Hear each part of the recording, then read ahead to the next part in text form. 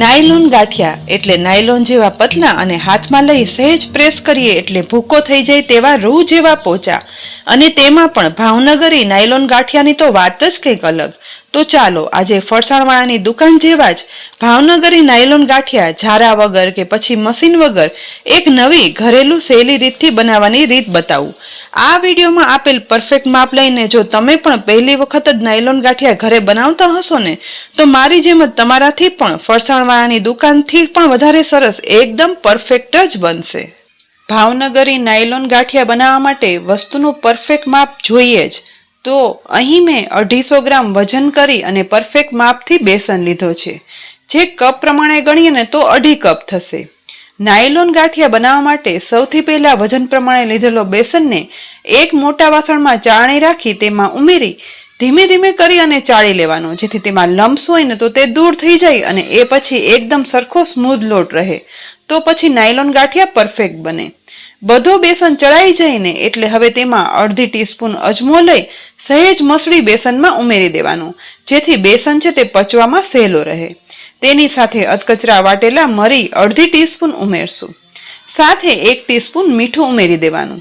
હવે આ લોટને સાઈડમાં મૂકી અને ફરસાણવાળાની દુકાન જેવા નાયલોન ગાંઠિયા બનાવવા માટેનું એક સ્પેશિયલ મિશ્રણ બનાવવા માટે એક બાઉલ લઈ તેની અંદર 1/2 કપ પાણી ઉમેરશું અને સાથે એટલો જ એટલે કે 1/2 કપ તેલ ઉમેરવાનું છે. હવે નાયલોન ગાંઠિયા બનાવવાનું સૌથી મેઇન ઇન્ગ્રેડિયન્ટ એટલે કે પાપડ ખાર 1/2 ટીસ્પૂન ઉમેરવાનો. વિસ્કર વડે બધું મિક્સ કરવાનું, જેથી આ મિશ્રણ એકદમ દૂધ જેવું સફેદ કલરનું ફીણાવાળું બનશે. અહીં પાપડ ખારના બદલે બેકિંગ સોડા પણ વાપરી શકાય, પરંતુ નાયલોન ગાંઠિયા પરફેક્ટ બનાવવા માટે પાપડ ખાર ઉમેરો ને તો એકદમ સરસ રિઝલ્ટ મળે છે. બધું સહેજ મિક્સ કરતા અહીં જુઓ ફીણાવાળું દૂધ જેવું મિશ્રણ બની તૈયાર થયું છે. બસ આ પરફેક્ટ માપના બનેલા મિશ્રણને હવે બેસન, અજમો અને મીઠું મેળવેલા મિશ્રણમાં ધીમે ધીમે ઉમેરતા જવાનું અને હાથ વડે મિક્સ કરવાનું. આ રીતે બધું મિશ્રણ એકી સાથે ના ઉમેરતા થોડું થોડું ઉમેરતા જાશું અને લોટ બાંધવાનો છે. બધું મિક્સ કર્યા પછી અહીં જુઓ નાયલોન ગાંઠિયા બનાવવા માટે જેવો લોટ જોઈએ ને તેવી જ કન્સિસ્ટન્સીનો લોટ બંધાઈ અને તૈયાર થઈ જશે. ભાવનગરી નાયલોન ગાંઠિયા બનાવવા માટેનું આ પરફેક્ટ માપ છે. અહીં એકદમ સરસ લોટ તો બંધાઈ અને તૈયાર થયો છે, પરંતુ હજી આ લોટમાંથી નાયલોન ગાંઠિયા બનાવવા માટે એક પ્રોસેસ કરવાની બાકી છે.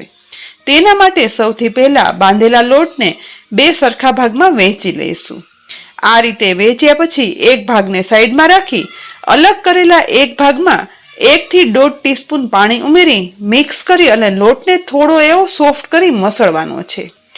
આ લોટ એટલો મસળવાનો ને કે મસળતા મસળતા તે કલરમાં સફેદ ઉજળો અને સફેદ થઈ જવો જોઈએ. અહીં આ લોટમાં પાણી ઉમેરવાથી લોટ સોફ્ટ થશે. જેમ જેમ મસળતા જશું તેમ બ્રાઇટ પણ થવા લાગશે.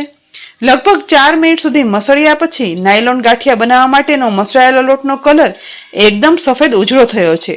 જ્યારે બાંધેલો પહેલો લોટ હતો ને તેનો કલર ડાર્ક હતો. આ બંને લોટ વચ્ચેના કલરનો ડિફરન્સ પણ તમે અહીં જોઈ શકો છો. બસ આવો લોટ થઈ જશે ને તો પછી તેમાંથી બનતા ગાંઠિયા એકદમ રૂ જેવા પોચા, સફેદ ઉજળા અને નાયલોન જેવા સોફ્ટ બનશે. નાયલોન ગાંઠિયા ફરસાણવાળાની દુકાને તો ઝારામાં બનાવવામાં આવે છે, પણ તો હું તમને આજે ઝારા વગર કે મશીન વગર બનાવવાના 3 અલગ ઓપ્શન બતાવું. સૌથી પહેલા મેં અહીં મીડિયમ ખમણ કરવાની ખમણી લીધી, જે દરેકના ઘરમાં હોય જ છે. આમાં પણ ભાવનગરી ગાંઠિયા બનાવી અને પાડી શકાય છે. એ સિવાય ઘરે તળવાનો ઝારો હોય ને તેમાં પણ આપણે લાઈવ ગાંઠિયાનું શાક કરીએ ને એ જ રીતે આ લોટ વડે તેલમાં ગાંઠિયા પાડી ભાવનગરી નાયલોન ગાંઠિયા બનાવી શકાય. પણ નાયલોન ગાંઠિયા એકદમ ઝીણા હોય છે, તો તે પાડવા માટે મેં આજે ચીઝ ખમણવાની ખમણી લીધી છે. તો આ ચીઝ ખમણવાની ખમણી લઈ તેમાં બંને સાઈડ થોડું એવું તેલ લગાવી દેવાનું છે. હવે નાયલોન ગાંઠિયા પાડવા માટે તેલ છે તે ગેસની મીડિયમ ટુ લો ફ્લેમ પર ગરમ હોય ને તેવું જ રાખવાનું. પરંતુ એ પહેલા થોડા એવા લીલા મરચા પણ તળવા માટે આ તેલમાં ઉમેરી દઈએ. મરચાને મિક્સ કરતા જઈ અને તળી લેવાના, કારણ કે કોઈ પણ ગાંઠિયાનો સ્વાદ મરચા વગર તો અધૂરો છે. બસ તળાયેલા મરચાને તુરંત જ તેલમાંથી નિતારી એક ડીશમાં કાઢી લેવાના. એ પછી ગરમ થતા તેલમાં આ રીતે ચીઝની ખમણી ઉપર રાખી થોડો એવો મસળેલો ગાંઠિયાનો લોટ ઉપર તરફ પ્રેસ કરી અને ઘસવાનું, જેથી નીચે તરફ એકદમ પતલા ગાંઠિયા તેલમાં પડતા જશે. અહીં તમે જોઈ શકો છો કે જેમ જેમ ગાંઠિયા તેલમાં પડતા જાય છે ને તેમ તુરંત જ તળાઈ કલર બદલાય અને એકદમ સફેદ ઉજળો બને છે. આથી બનાવેલો લોટ પરફેક્ટ મસળાઈ ગયો છે તે ખ્યાલ પણ આવશે અને ગાંઠિયા પણ એકદમ નાયલોન જેવા સોફ્ટ બને છે. બસ લીધેલા લોટમાંથી ખમણી વડે ગાંઠિયા પડી જાય ને એટલે ગેસની મીડિયમ ટુ લો ફ્લેમ પર તુરંત જ સાઈડ ચેન્જ કરતા જઈ અને તળવાના. લગભગ 1 મિનિટ તળાતા ઉપરથી દૂધ જેવા સફેદ ઉજળા અને અંદરથી મોંમાં મૂકતા જ ઓગળી જાય ને તેવા નાયલોન ગાંઠિયા બની અને તૈયાર થશે. તળાયેલા આ ગાંઠિયાને તેલમાંથી નિતારી અને ડીશમાં કાઢી લેવાના. આ રીતે બધા જ લોટના ચીઝની ખમણી વડે ગાંઠિયા પાડતા જશું અને તળાયા પછી ડીશમાં કાઢતા જવાના. અહીં જુઓ આ રીતે ભાવનગરી નાયલોન ગાંઠિયા બની અને તૈયાર થયા છે.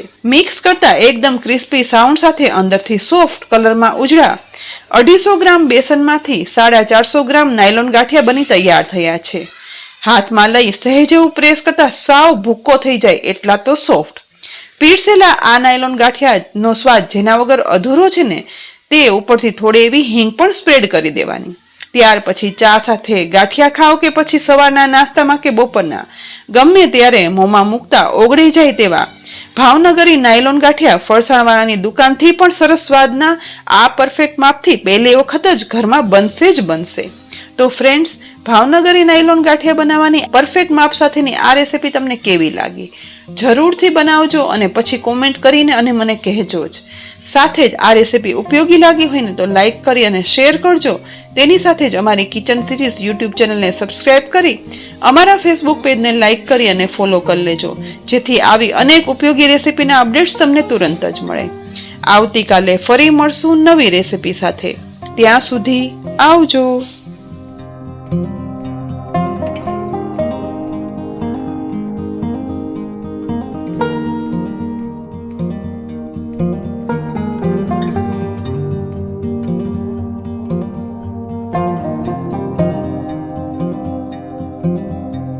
you.